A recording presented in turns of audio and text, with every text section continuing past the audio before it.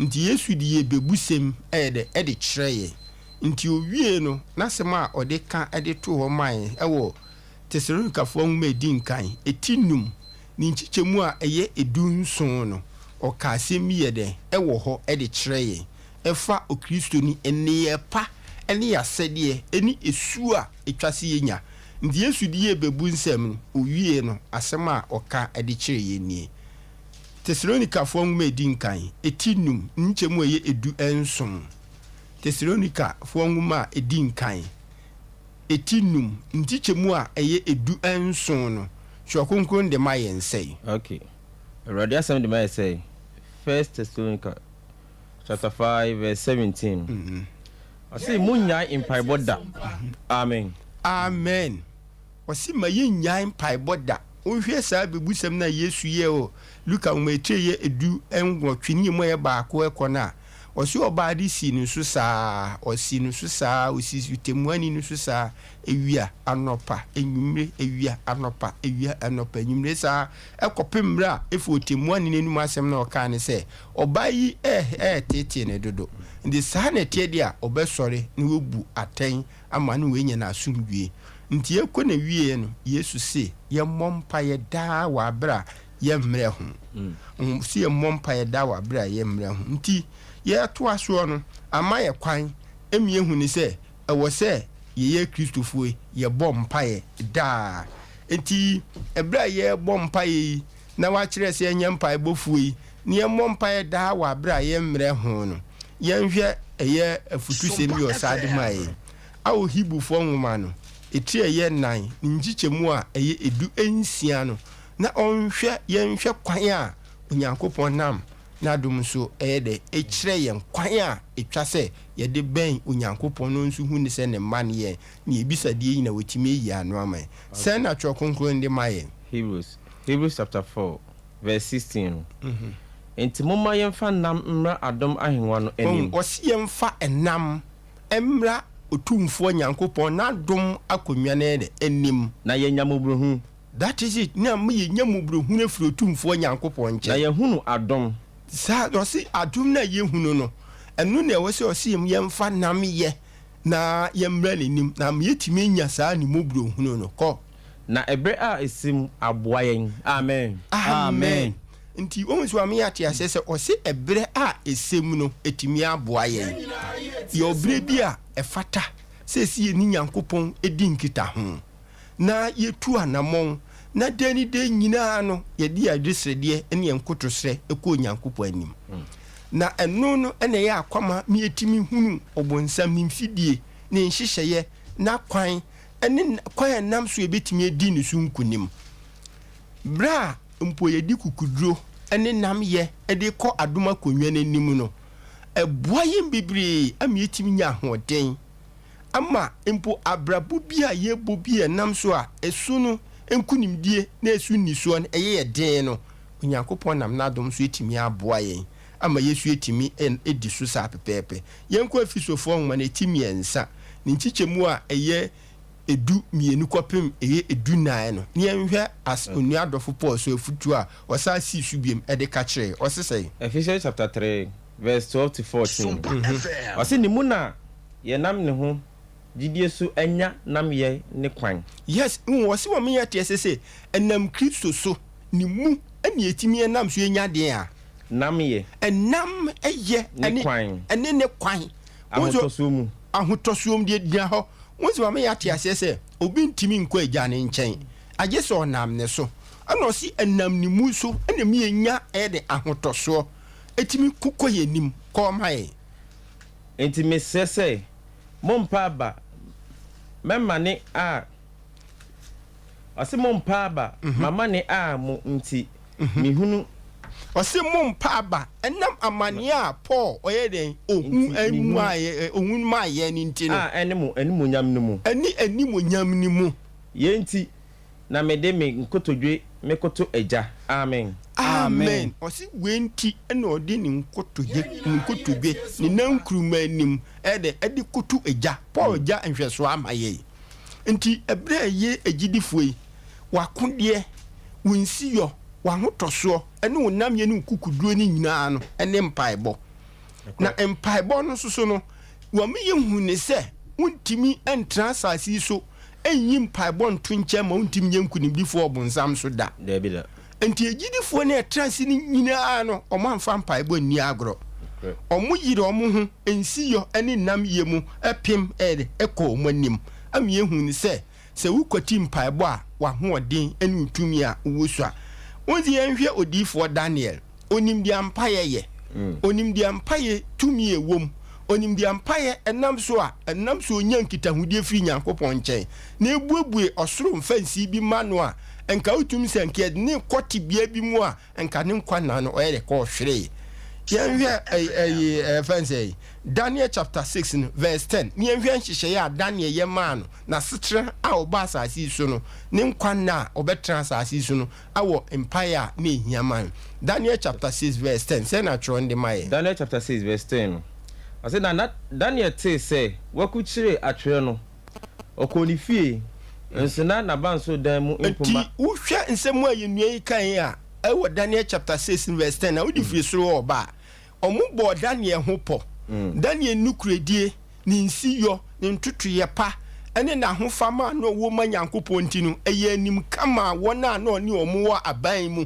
a ene ɔmo tutu ɛyɛ no ɔmo tutu aban sikasɛm ase na ɔmo bɔ aban krono na ɔmo yɛ katasehyedeɛ na Daniel no yɛ minister ondi ni minister no de mani di mu akoti yɛ nkunimdifo pa yɛ Onyankopɔn de ne ho to so nti Daniel no yɛ nokwafoɔ na ɔtutu ni bibia pɛpɛɛpɛ na oye obi susu a ɛyɛ no obi a ɔde adeɛ hyɛ ne nsa ɔpem kɔ n'anim di mu nokorɛ nti no oye ni minister no kwasɛm nyame anim na oye nipa na oyo atamfu bebree bigo kɔfa akatasɛdeɛ ba Daniel onye na kwa susu ni bibia de hyɛ ne nsa bia na ɔtoto ne pɛpɛɛpɛ nti ɛma ɔmo a no mu ni wo adwumam na akatasɛdeɛ apobɔ ene krono ene niema ensem fatana no omu ye de ya appoint omu as a minister kada ne ho no na omu ya corrupted and say omu afum omu akwan no na omu asoro etia Daniel no ma cha se e bo ne ho po enti ni pobo no a ye de ye bo Daniel ho no ene omu ku chire mra e de win e de widre Daniel na ye de widre no e de na Daniel so ye okay ɔsɛ nsona na banso dan mu mpoma a ɛkyɛ Jerusalem ebuebue kɔ na ɔkoto ne nankoma anim dakro imprensa na ɔbɔmpa yɛ da ase na Nyankopɔn anim sɛdeɛ na ɔyɛ ne kane no ara amen nti wohwɛ Daniel a ɔse ɛsɛnse na onim sɛ na nototofo no na pam sɛyɛfo no ne fidi sumfo no atwa ne ho ahyia no Daniel amrɛ wɔ mpaebɔ mu da ɔse da na Daniel yɛ nhyehyɛ ama ne ho sɛ asase wei so no bonsam apamfo a wasunsum fidie a epese yi ne firi no kura kwan ko sei na omo dɔso enti de bia no an hyehyɛ ama ho sɛ na Daniel bɔ mpa yɛ mprensa mini agidi ni ewiase ewo yi sesei asumdua asase na Nyankopɔn bɔ yegya ene Adam de ekoto so no omo ampe o sesei omo asese nyina kogu nsuo n'achi bebi ɔhaw na nkyɛnse nkasɛ ɔhaw atete apinisie esu awerɛhoɔ yawudie kɔdanda yaleɛ kyese niema hudu bebree ɛna sese no yegya ɛne Adam ɛne ne yere Hawa eyi efiri asumdua asase nso de akɔ akoguo ndi sese akase ye betwa asase nsuo no ayɛ aba bebi efiri bae emu ɛna sese no yɛte a ɛnɛ obia kwan ɛda n'anim nti Daniel di ohun se tibiesi mu no akwakodo nti amfa de ma antoto na ase Daniel pim ko nanim nti o yenhyehyɛ se bebi aba betoi oba beto ne nkyɛnse ne nkase emfimfin nti o yenhyehyɛ ma no se debi obobɔ mpae mprensa mini egidi ni a anopa wutie mi nhyehyɛ pa a wa hyehyɛ ma ho ne sɛn awɔ mpae bokwam ene sɛn awɔ mfasi wasekyem wa wadwumam efie ebusuamu ɛyɛ mmɔnten so mpɔtemu bibia woyɛ bia no fidie twa ho ahyia na nhyehyɛ na wayɛ ma ho asogidi ne kontuni no ɛne sɛn yafa Daniel akwan so anaasɛ yɛayɛ nam yɛ akwan so ɛna nipa bia no woyɛ gidini na wanyɛ nhyehyɛ ma ho awɔ mpaebɔ mu na wammɔ mpae di bia nsɛ tumi amfi Nyankopɔn nkyɛn waka kyerɛ ho sɛ wan kasa obetimi edi ho so edi boni fosu nkunim na minua gidini minua kristoni yɛatew yɛ ho efiri boɔ no ho no yɛ ahoɔden ɛte sɛn ana yɛn kunimdie ne he na die ne ɛbɛkɔ nti wodi yɛn hwɛ asɛm a ɛyɛ Paul so so ato aso yɛ ɛkan Korintofoɔ nwoma ɛtɔ so mmienu etire ɛyɛ du mmienu etire dumani mu ɛyɛ enson no ɛkɔpem du no yɛn hwɛ asɛm a oni adɔfo Paul so kan asase su mu asetena ɔhaw ne atete ɛne apinisie ɛne nkwanhye na afutuo nsɛm yɛ ɔde man sɛ na twɔ konkron de man yɛ 2 Corinthians chapter 12 verse 7 to 10 no na deɛ bɛyɛ na meremfa adiye no ntra a ɛtra so mema me ho so bebre nti wama me honam mu kasɛ ɔtwe adwen gyina so sɛ onyankopɔn nim onipa so onipa didi homodwe deɛ wɔpɛ bia ne nsaka na hotom nyina wɔnhyia haw bi a ɛnkyɛ na nipa wie fi nyankopɔn obi kɔ ahohia mu a ne mpae bɔnko onya asetrem deɛ ɔpɛ nyina wie a ɛna no wato nyankopɔn agyegye mu ni wafa asase nyina abɔ no bo ɛyɛ bonsam ne su ne botaeɛ no bonsam ya na ɔkɔhu ni sɛ wo unsi yoni se na pese opim ko wanim anti saa te de obema wanya asase su homodwe ubo se oniam odwadie na ekoso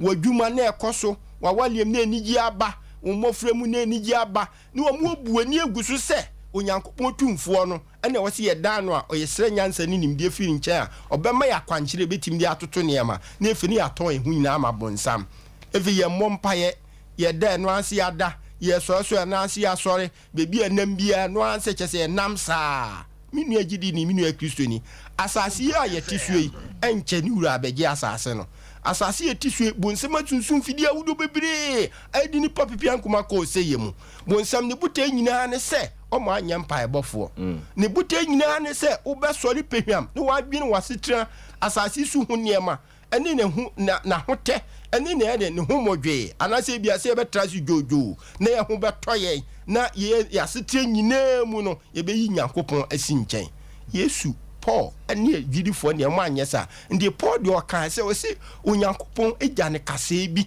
se be ya kase no ebeboa na de bia wa presse na ode abe nyankopon se obeyi kase ne firi so komae Satan bofo o na e kase ko se omebo me akuturuku yes onim se wagya sa kwama na ma no se onyankopon no ebie kwa se bonsam bi nya kwan na ode ade abenyen na waso ya hwe ni wahwe dan ne se onipa wanam wotibia wo haw wamani hunu ene watetibia obewom bia no wadwin firi nyankopon na abepema ko nyankopon je ko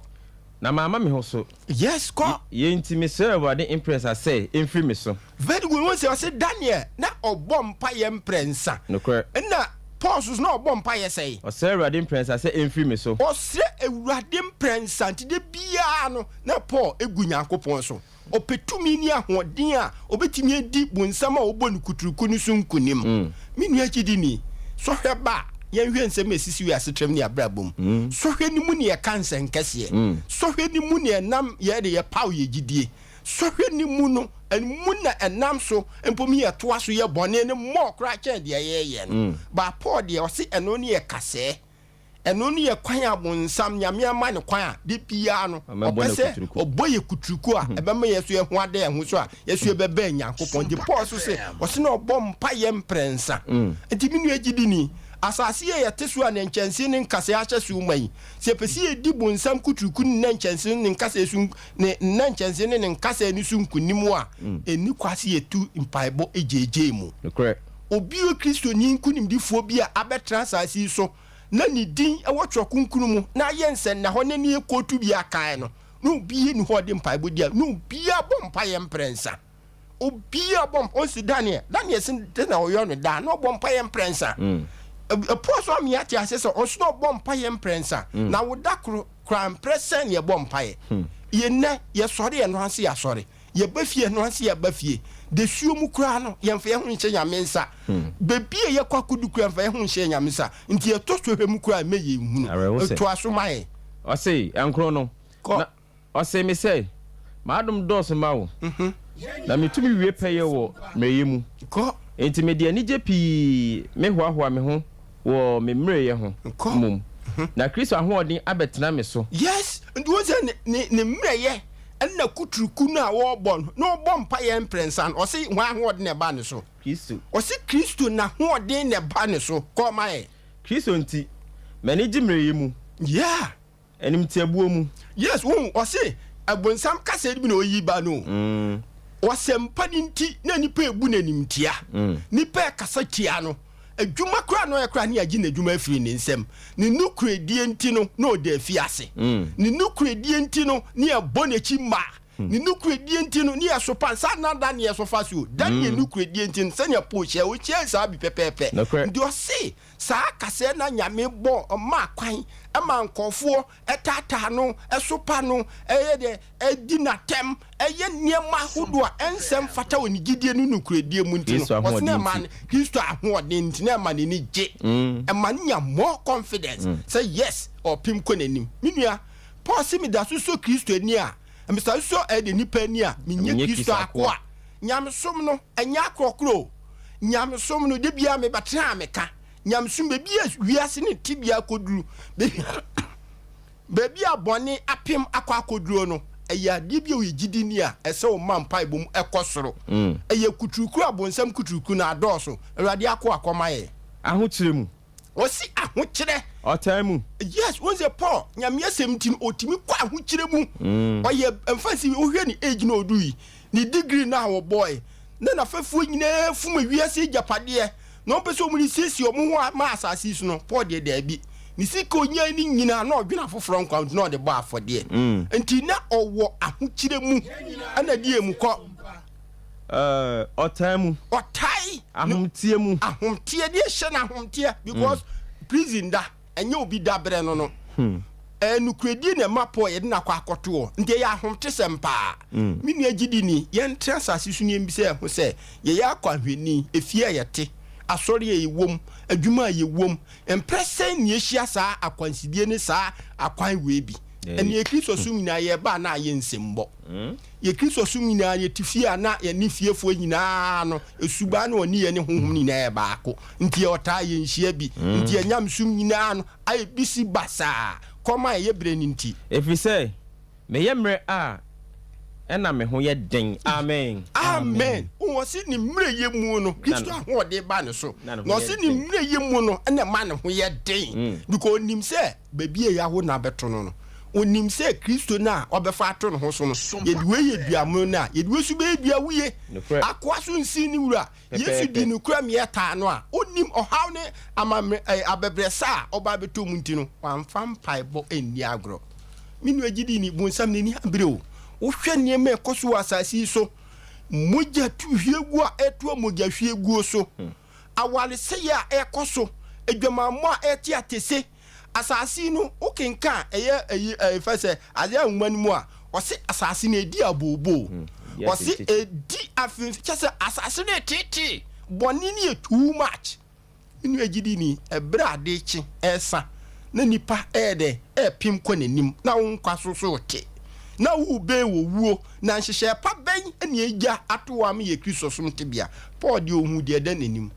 onim sɛ Nyankopɔn no ana ambɔ bonsam kwan wo bonsam ne ye janom agina wa tu ne ene ne te ndu ama ne kwan ndi bonsam no ɛyɛ ade a oboye nkuturuku ahokyere ohia atete yade ene obi kɔ yade mu a ene ɛhɔ no ɔhyɛ asɛ sɛ ɔde ne ho kɔgigya tumi foforo na ne wie fi ne bɔfo na ɔbɔ no yɛnto aso nkɔ nyɛnhwɛ kwan a Yesu no ɔnso fa so ana ɔnso bɔ mpae empae bɔ ne ɔkwa ahodo bebre wo enne wo hwɛ yɛ mpae bɔ a yɛ bɔ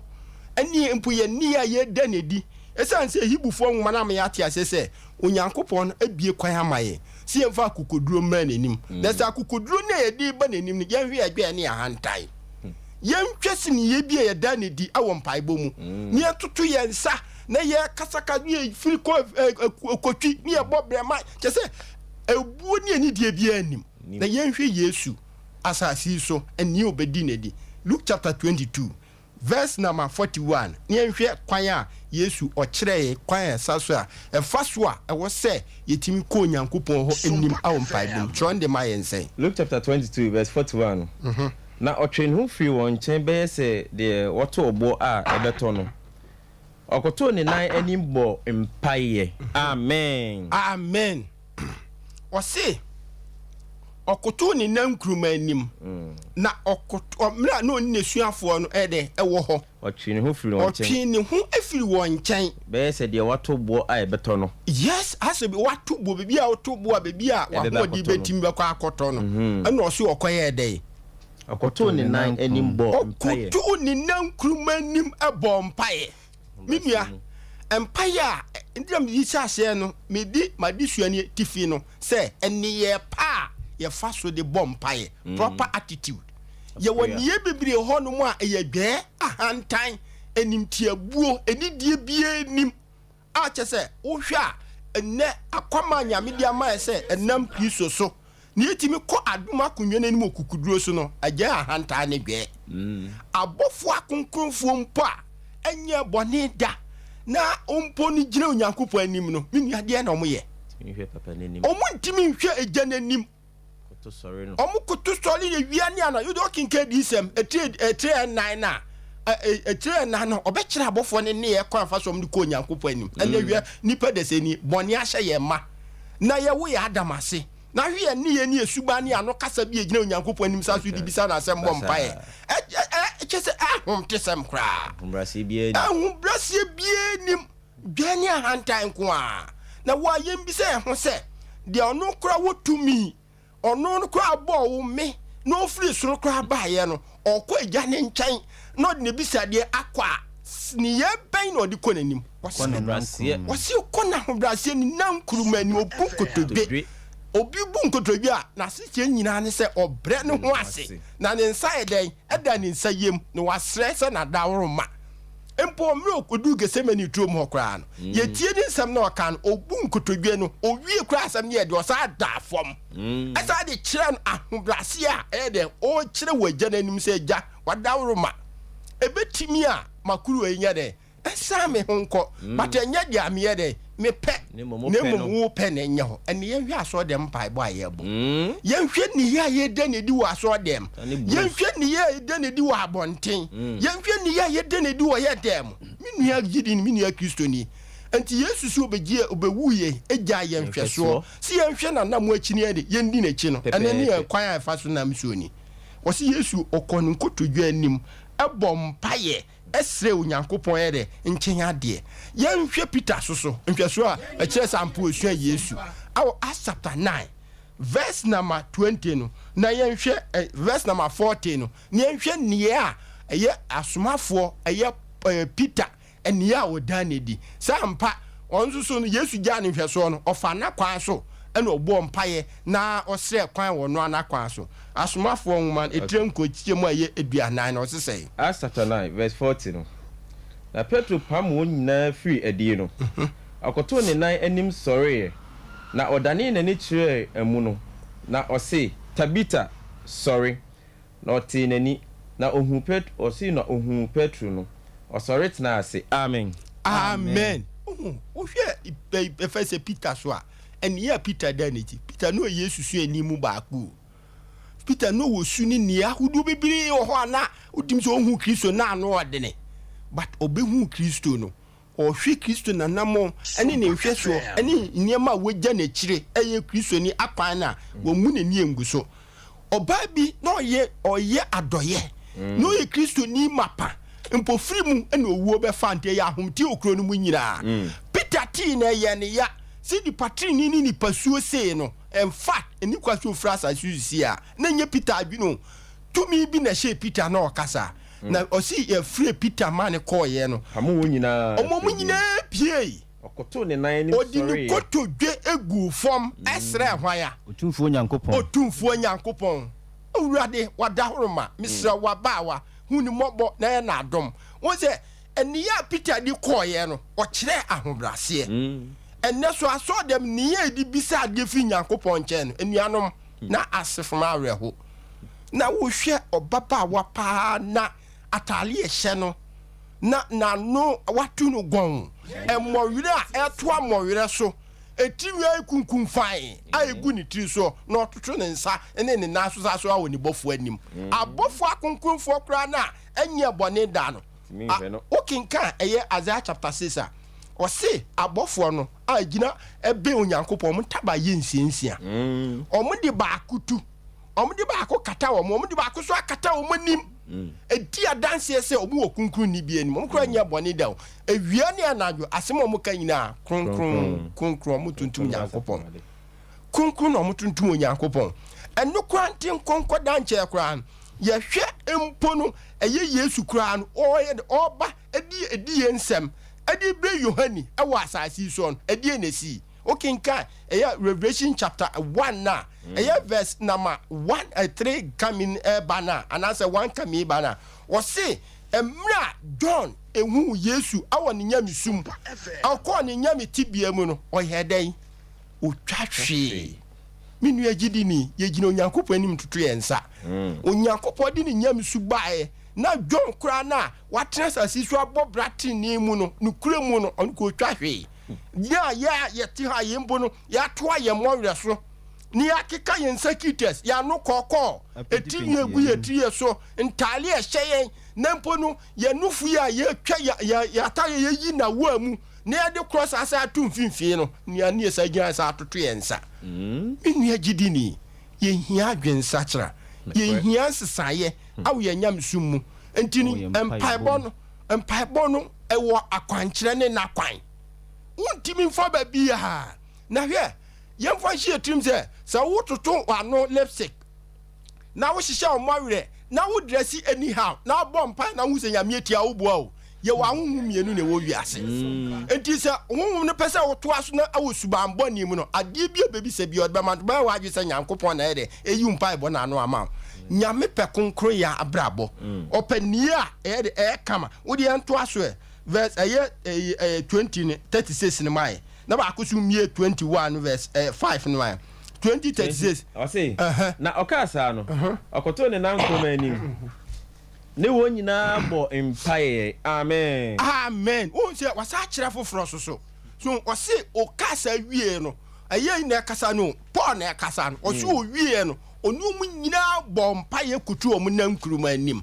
o mu nkotodwe enti ni ye pa ye de ko tumfo Nyankopɔn anim ni agi ebisadie firi no ho ahobrase ne akyɛw pam no yenko yenkotodwe anim ene efrese proper attitude ene wudu aso de mo a wo de yenhwe ne ye ekoso kyese ye kase ye ka yenwie ka du akwankyerefo no onu di edom nanim na ankasa kra no wo hwe ne ye a woda ne dia na de ne chidifo nyinaa so eso sa ene ye na pepepe na ebresem no yensem ba sa ba gina eye akwankyerefo na ete pastors ministers ani asofofo na gina asoma nanim no ma asoma efum kwan no yibi hu ensem bebire fa wo mo ho na wo ti ho na wo yegidi ni prenaje wo nkwa okinka Jeremiah chapter 17 na se no me nka de ode ne ho to nipa so na ode honam ye ne basa wo no atwe ne ho afi Awurade akwankyere ne nhyehyɛ ho o se due edi minua sofo no obegina Nyankopɔn anim wɔ na brabo wu asɔre man so su kogina Onyankopɔn anim abu nkonta akyere Onyankopɔn osofo ne ba wiase na wo nka ne ho wu su ba wiase na sofo ne nka ne ho u be wu no sofo nka ho u sofo su be wu no so nka ho nyame bo nipa bia so obia bebu na brabo so akonta ti fa so obia mfa so ni apopo ye ne kra nkwaje ho adwuma enti to asoma ye 21:5 nso sese 21:5 na ye wie na no die no ye firi ho tu ye kwan na won nyina ne won yerenom ne won mabeja ye kwan de ko si se ye firi kro no mu enti Paul kono se enuanu ne beja Paul kwan Paul koye ne nyame dwuma ni nyina wie no ese omude om ho hye Nyankopɔn nsa ne ahwe akwade ne ya Paul nam so ode ne ho hye Nyankopɔn nsa na ma sa akwankyere e kire na chidifo komae na ye koto mpoano hobo mpaye amen osi omukoto empoano na ho na nkurumanim ye den ebo mpaye minu agidi ni empire nyensa tutuo empire nya ne se ye kokuro efi etifi ne aba na afo na ne ohwe aso dem a he obi timi ko firi ato ho na wakopie nimu na obi su firi nimu na wakopie to ho na ho na ebejebejebe o hwakora be kasa ho edwadi bia already aso fie ni ukinka Habakuk 2 na verse 18 na osi Awurade wo na so fie bi enti hunam nyina nye de enye calm silence ukinka braso se ma osi Onyankopɔn nye Korintofo nwoma no 18:9 osi Onyankopɔn nye sakasaka Nyankopɔn pe discipline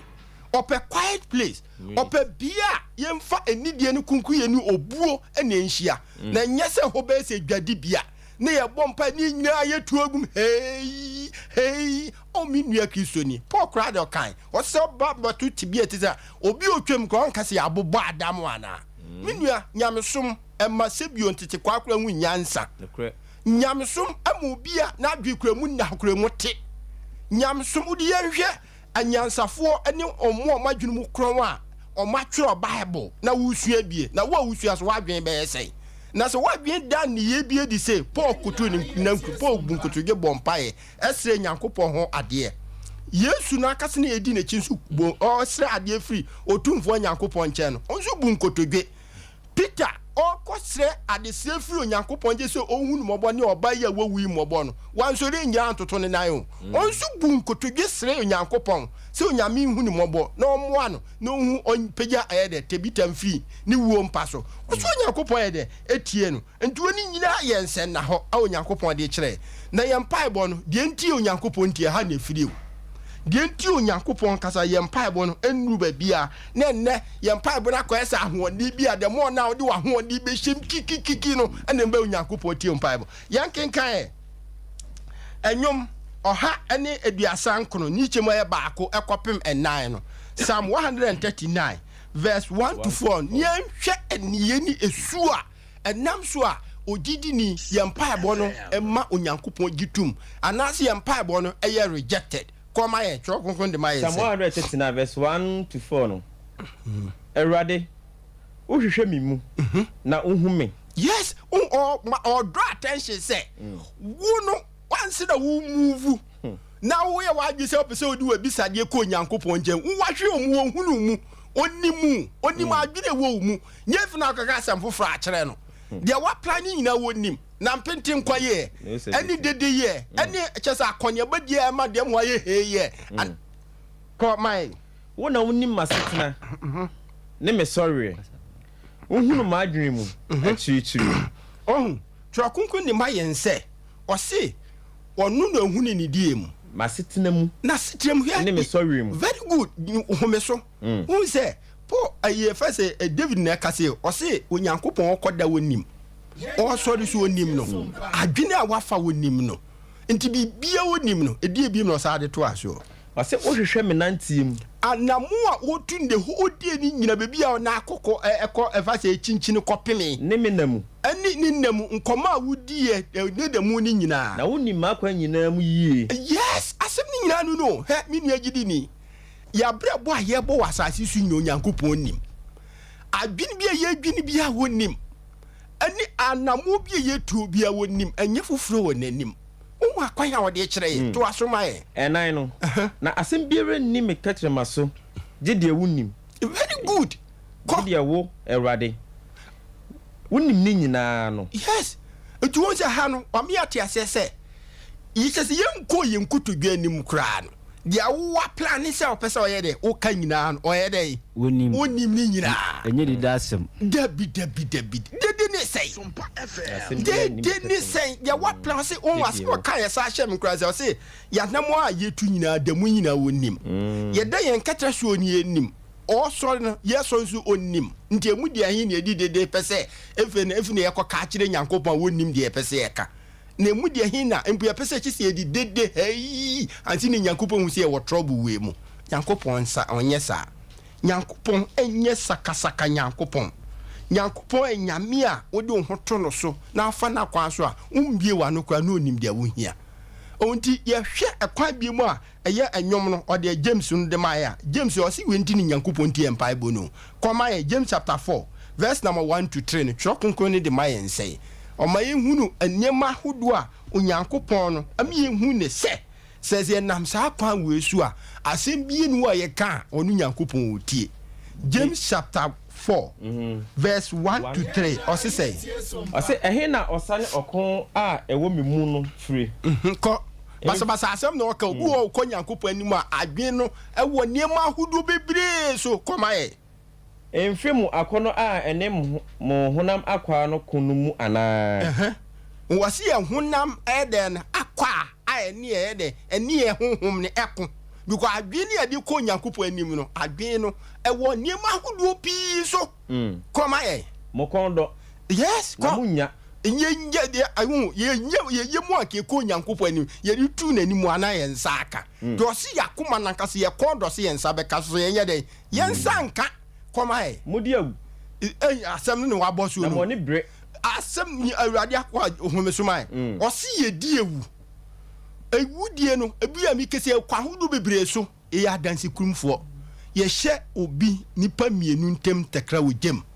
ye hwie moje di biem ye twa tro wisi tu obi su ma obi nkwa hwere no ye wie di si aso dem de bom pass nya mintie o si ye ko be do so ye nye de ye nya da so o si ye di ewu koma e o se muntumi nuru de yantimi me ta botan ho da ye mpa ibo na nko wa bia nti ye di mpitin kwani dede a ye ni nyina di ho adanse se adwene na ewe ye tirimu no eya adwene a enya adwene a ya adwempa eya adwene a ensu yankupo ani kura nti osi botaye si bedu ho na yankupo tie mpa ibo no ye nuru ho da ye mpa ibo no kura sili ni kura ntra na etimi aduru soro kura koma ye moko ntokwa na mutusa ntokwa basa ndo Kristo ni tifia obeku efi hifa asa apa owie na obu nkotodwe na obom pae oso de atwa me kwa asore aba menye firi asore de mu ba me ne wode na wu de sa ne ne adwinwe e de kope mu afi nyankopon ho e gibi nya possible nanso munya nya de ye nya da adwene akoma na enye nti ye nya nyankopon nchen adom ani tumi ni ahode e betim de edi bonsam so nkunim koma e efise mumisa good ko mubisa na munya yes koma e efise mubisa no bone nshira nkaru adidin da amen wa me yate asese yembisa na yebisa ne yembisa no kwan ya safata so yebisa ye nua eden no obi o wa mane hunu mu ahwe ase ene Kristo ni bi abọ mpaya o se obọ mpaya ede esusu jagu na tamfo so se be ya na tamfo be kwa ahwe ase mu se be ya obekọ ahu kire mu ene hu se obi sire o gidi mu a na obi e wo trouble ni nua bi wo trouble mu o wasi yembisa no kwampa so ndi ni we entimi ma ye mpa bo no kura mfuru ndo nyankopɔ anim me pa cho asi se mo ba hwere no mo anigye mu so nti kwaya ye nam so a ye mbisa kwaya safata ye nsa so nko anwum Psalm 65 verse number 24 ni nhwe asem a David eto aso ede tu yemfo e fa aso kwaya nam so mpa bo bedu nyankopɔ anim Psalm 65 verse 24 no se say verse 24 Psalm 65 verse 24. Psalm 65 verse number 24. Chokunkun di mayen sen Urade akwa. Isaiah, sorry. Isaiah chapter 65 verse number 24 no. Kinka mayen. Ba kusum bi John chapter 9 verse 31 ye nhwe ne yeni su a Onyankopon hwe free yensen. Isaiah chapter 65 verse 24 say. Verse 24 no. Say the Urade asem kinkan ni. Ko. O say na wonya enfrɛ no ko meje so yes onse o se ye kwa ye nya nya de no enfrɛ no kra na ohu de ehia nti no wage so ana wa me ate asese bisa ye bisa ne mbisa no kwampa so enti ye kɔ ne mpa ibo ne akirika so na mpo ne atwi nkonwa ne ye dede ne atwetwe nipa so no o se enya de a ye benya because Onyankopɔn nim kwan ya fa so adwene ani akoma yesu ni ene no nti nya de a ye mpa ibo kwa be fure du Onyankopɔn enti Isaiah so me yete asese sen wonya mfrɛ no yes meje so ye nya kra mfrɛ ye no kra ne ntam na ne Onyankopɔn ayede watie woda so kasa no metie obetie so wo se ye da so kasa no Onyankopɔn adie ho adanse se obetie yen enti minua gidi ni minua Kristo ni wo so ama ya te ase ehu ne se empo no ekwan a enam so na empo ye mpaibo ebeduru Onyankopɔn ede enim no na oyi asutire no to asomae eniye ba akono no John chapter 9 verse 31 chokonkon de mayen say John chapter 9 verse number 31 na Rode asem kinkan say wo se na yinim se Onyankopɔn ontie odibonyeni na se obi frɛ Onyankopɔn na onyo de ope a ono de ontie no ono na ontie no amen na be First Peter chapter 3 verse 8 to 12 no na usi John no so mai John no say wo se na yenim se onyankopon intie odibonyeni asemi nu no osi yenim pefe se onyankopon na onye den ontie odibonyeni uhwie mogya di biemgu twatro at the same time kata hyede ahye de wonsa asema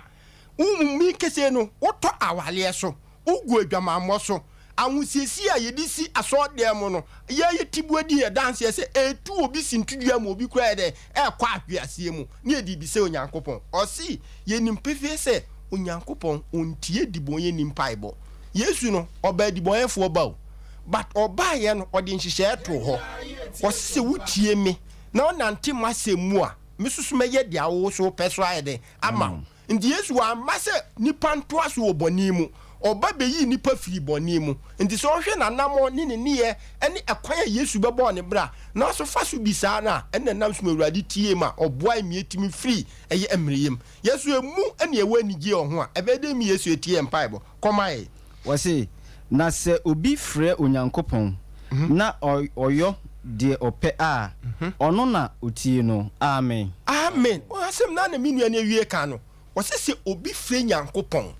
na oye de ope so obegya boni di obegya nsekuro ka obegya nentitwitwa obegya ahohwie obegya empono eyemrasepo obegya awudie obegya nipa mienu ntem takra ogema ehya edi nipa komusuom no osisi ogya boni ni nyina de keka oni nyina osi onyankopɔn si obeden obetie no say na odima Peter no osisi Peter first Peter chapter 3 verse 8 to 12 no there say na odima na osi na wiye ni say munyina nya adwene kro yes first Peter chapter 3 verse 8 to 12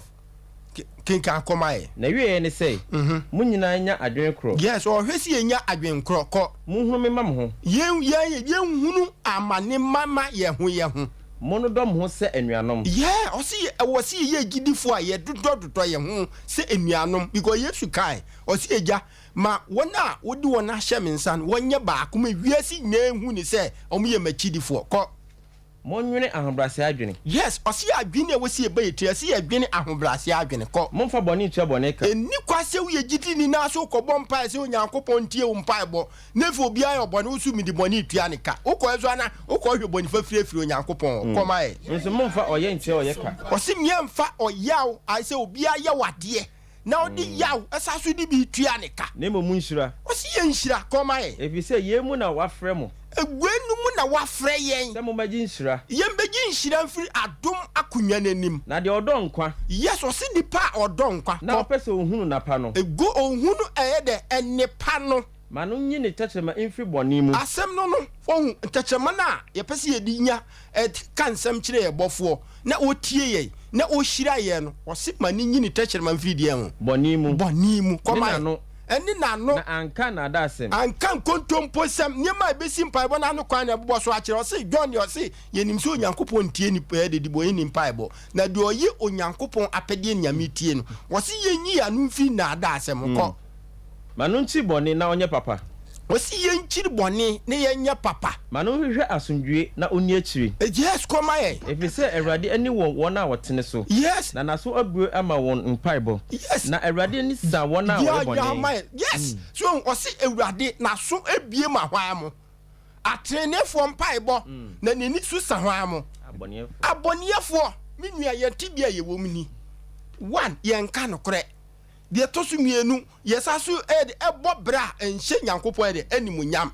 adwene wo ye trimu no ayi nua ahwe ase ye wo adwuma mu kura no ne ye adwen se keka nipa ho nsem ne ye bre nipa ase position aye penti no ne ye keka nipa no ho nsem ne ya pam no ne wa ba be hyew kosiera na pahema hema ne egu aso dem ne ye bɔ mpae se urade humimɔbɔ na adwene wei ebe mo nyankopon tie mpae bɔ ane na ne kwa aso dem nyina aye dede ho wo aso dem because ye nye di onyankopɔn pɛ so o se nipa o pɛ se onyankopɔn tie o se o tini ni no yiwonu firi se mu ye obobɔ nyina aso ka no kore fa no kore so nanti na bompa ye se nyankopɔn bebre se omwa awo mra ni sinto nyina mu weni na nam so mu onyankopɔn ye de etie minu mienu ye de empire bo Matthew chapter 6 verse number 7 no ko Awurade asɛm kenkan sɛ wɔse sɛ morebɔ mpae a monkasa kasa pii kwa sɛ abosomsomfoɔ yes na osusu sɛ wɔn kasa tintinti obetie wɔn enti monyɛ sɛ wɔn na mo agya nim nneɛma a ehia mo ansa na mo rebusa no amen asɛm na minua na wie ka no wɔse wo no mpo no yɛ mpa ɛbɔ no nya akɔneaba ne atifi ɛbɛbɔ na ehia Nyankopɔn wɔse yɛ bɔ mpa ya amien kasa pii because yɛ kinkan ɛyɛ nnwom mu mu a wɔse onimdeɛ wɔ yɛ adwene mu onimdeɛ wɔ yɛ akoma mu onimdeɛ wɔ yɛ namontuo mu yɛ bibie mu kura abrabɔ ebo nyinaa wɔnim nti wɔse yɛ bɔ mpa amien kasa pii yɛ nkasa dudu bia yɛse ankura hu na yɛ dede o ankura bibie nim no ɛna ɔgye ne ho mene ha ɔyɛ dede nti wohwɛ gidifo a yɛkɔ yɛba yɛdede ne mpenten kwa asɔde mu a yɛnya so wadakora ne yɛdidede nya no nyinaa kyɛ sɛ suba ne nyinaa nyɛ dɛ ɛnyɛ papa ankure hu na yɛdede to sɛ yɛbɔ mpa mie kasa pii kwa dabi wɔn sɛ wohwɛ mpaebɔ no akwan na ɔkyerɛ no a ɔsɛ yɛmbie anokora onimdeɛ hia wombie wanokora onimdeɛ hia ɔsɛ Awurade tie ɔtene ne mpaebɔ nti me nua gidi ni yɛpɛ sɛ Nyankopɔn tie na otie yɛ mpaebɔ na ɛma nhyira pii di bɛɛ so a yɛmfa saa kwan no so yɛnhwɛ asɛm yi a ɛsiiɛ yɛnkɔ 1 Kings ayemfoɔ nwoma adi nkan ɛtire edun wɔtwe ne kyikyɛ mu ɛkɔ aduonu wɔtwe kɔpem aduasa ɛnkron no yɛnhwɛ asɛm esi ne yɛmfa ntoto yɛ mpaebɔ ɛkɔ soe ne yɛnhwɛ kwan a Yesu yɛ dɛ ɔkyerɛ yɛ ɛkwan wɔn sɛ minua bi yɛ ɔkɔtu yɛ no wodi 18 kɔ asɔ so a ɔsi yɛ bɔ mpaeɛ a meɛnyɛ dɛ meɛnyɛ sɛ wɔn mo ne yɛhwɛ ɔmo a ɔmo no ɔde bɛtoto wɔn na ɔmo hwɛ kwan fa so ɔmo mpaebɔ ne ɔmo ne yɛ teɛ ɛnam ka sɛ ankure hunu ne yɛ dede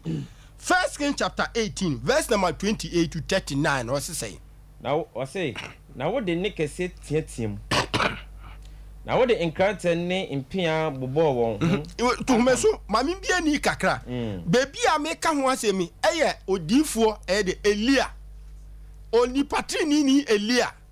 ɛna ɛyɛ de ɔte gyinae ɛna ɔyɛ n'adwen sɛ empo no ɔmo mfa ɛyɛ de nantwie mɛto hɔ na ɛyɛ baa konfonso mfa ɔmo de so nyɛ de ɛmɛto hɔ na ɔmo wia die na siye kɔ ɔse sɛdeɛ wɔn amanneɛ teɛ no kɔsi sɛ mogya gu wɔn so enti ɔma yɛ ate aseɛ sɛ saa bela konfo no odifo Elijah ne ɔmo na gyinae ɛna owie no so ɔmo mfa ɔmo na ntwie mɛto na ɔno so mfa ne ntwie mɛto na obiara no ɛmmɔ mpaeɛ ɛnsɛ ne tumfoɔ Nyankopɔn no na yɛnhwɛ ne a ɛyɛ Baal akonfoɔ no ɛne a na ɔmo de bɔ ɔmo mpaeɛ ne yɛmfa ntoto ɛnɛ yɛ mpaebɔ a ɛkɔ so yi ne yɛnhwɛ odiifoɔ Elia ɛyɛ Elijah ɔnso ne a ɔde bɔ mpaeɛ sɛ ɔyɛ mpenten kwa ɔtwe nkonnwa ɔtwe sɛ ɔfa ha na ɔhurawura nipa nim saa na ɔyɛ yara kɔma yɛ na adwina twa mu no ɔkɔmin kɔsi sɛ ɛrekame ɔsɛ ɛrekɔ aduane afɔrebɔ brɛ so ɔpɛ sɛ ɔkyɛ sɛ ɔmo bɔ mpaeɛ bia firi anɔpa akɔ akɔpem bɛyɛ enwumire kura akɔ no kɔ na wante ni biara ɔmo ante ni biara no biara nso anye so kɔ no biara nso antie wɔn kɔ 20 mi fa 30 up to 39 okay ɛna Elia ka kyerɛ ɔman no nyina sɛ montwe mpreme kenka 28 kɔ no wo de pem sɛ 30 na ɛsɛ mu wɔn kɔ fa 30 ne kɔ 39 kɔ ɔsɛ montwe mpreme kɔ na ɔman no nyinaa twepini no kɔ na osiesie Awurade afɔrebukyia a abubuo no kɔ na Eria tase abodu mienu sɛ Yakob a Awurade asɛm baa ne nkyɛn sɛ Amos chapter 5 no verse 23 udin kɔ wɔsɛ Israel ne udin no kɔ ma musuako no ano sie na ɔde aboɔ no si afɔrebukyia enti wo sɛ ɛyɛ ɛbal akonfoɔ no ɔmo kɔ mfiri anɔpa ɛkɔpem awi gyina dɔsi bibia mfiri mu anyɛ dɛ ama ɔmo so ɔmo de sika bobɔ ɔmo ho na ɔmo huri dwam na ɔmo sa na ɔmo kwatifi anafoɔ na ɔmo keka nkonnwa bom yesusu ne nyina bibia anyɛ dɛ ɛnsi yɛnhwɛ Awurade akɔ a ne ni yɛ ɔda ne die ɔkɔ mayɛ ɔse na otwa ɛka a ebedi aba a woguo susu adeɛ mienu afɔrebukyia no ho hyia kɔ na ɔhyehyɛ ni nyina no na otwitwa na ntwinini no asenesene de gu ni nyinaa so kaa sɛ momfa nsuo nhyehyɛ ihina anan amama na mo hwehwe ngu ɔhye afɔdeɛ ni nyinaa no so na ɔkaa sɛ monya biem na oye biem no oka say moma no nye imprensa na oma no ye imprensa na nsuo no fefa foribuchia no ho hia ko ne kan o say na eka nso o say no nsuo ma na afori bobre mu no before area tripni na oka say Ewurade Abraham Isaac ni Israel nyankopon ne ma ohun say woni nyankopon Israel mu na mene wakoa na wasem so na maye ade nyina jemeso Ewurade jemeso na man hu say wo Ewurade ni onyankopon na wonso wama won akoma asane echi aba na Ewurade jadru beshi afodie ni nyina wo the key points bi a me pay free mu ane say won say Elia wamfa na kwa so ne mpa bonso anye dede ahobrasie mu kasa mu da ho nti ase nyansam oso otumfo nyankopon wa woni tua se de untie dibonyefo mpaebo mo mani nyina hu ni se uye udifo a wafrem enye dede na ahobrasie ni su na brabo ne konkron ye enam so ama osi oja ni firi so ye de esane na yenhwe mpaebo a ne yebo ni dede ni ya kire kaso ne ade ase onyankopon tia emu chapter 5 verse 23 nyehwe ni a ye da ne di waso dem hu nse onyame tie mpaebo anase oye ni bogus o se say you don't want to free me so o se ye adwum to dedede na ye gi wonso merintie eyontie ye ni amen ndi ye ni esuwe no nya je be mu nyankopon tie mpaebo ni agidi ni se pese nyame tie a we ni hye ene akwankere ode ato ho amaye no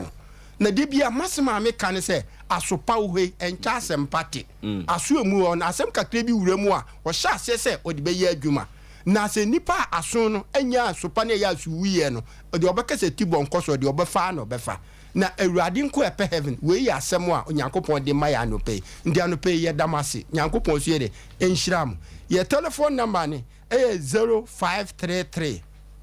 86 2629 0533 862629 nti ye hyase no ye di onyankopon di na hyase nti no ye di onyankopon di susu na ye de edi bewie Ewurade akọ abompa ye maye otumfo onyankopon ye da wase sanope nso wona mo peso na do wonsem abre wo ma